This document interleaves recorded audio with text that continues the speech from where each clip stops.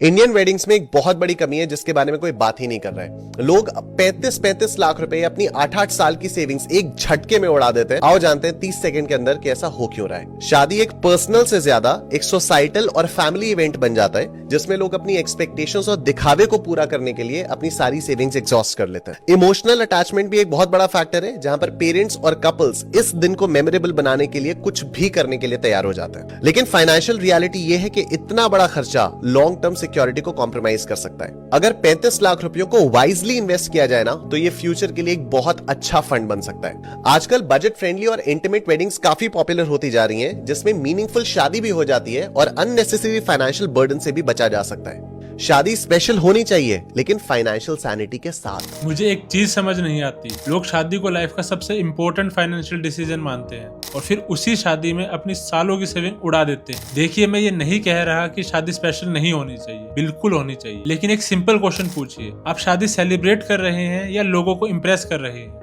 आजकल बहुत फैमिलीज अपनी इनकम और सेविंग्स के बियॉन्ड जाके इतना ज्यादा अमाउंट सिर्फ एक दिन के इवेंट पे खर्च कर देते हैं। क्यों? बिकॉज वेन्यू बड़ा होना चाहिए, या डेकोरेशन ग्रैंड होनी चाहिए, या गेस्ट लिस्ट लंबी होनी चाहिए। और ये सब करते करते कभी कभी हम भूल जाते हैं कि वेडिंग एक दिन की है, मैरिज पूरी जिंदगी की। इमेजिन कीजिए, अगर उसी पैसे का एक हिस्सा आप फ्यूचर गोल्स में डालें या इमरजेंसी फंड में, अपने घर की डाउन पेमेंट में या फिर इन्वेस्टमेंट में लगाएं, तो उसका इम्पैक्ट सालों तक रहेगा। शादी यादगार होनी चाहिए, लेकिन ऐसी नहीं कि एक दिन की मेमोरीज के लिए आप अगले कई सालों के लिए फाइनेंशियल पीस कॉम्प्रोमाइज कर दें। बिकॉज वेडिंग एक स्पेशल मेमोरी होनी चाहिए, फाइनेंशियल नाइटमेयर नहीं।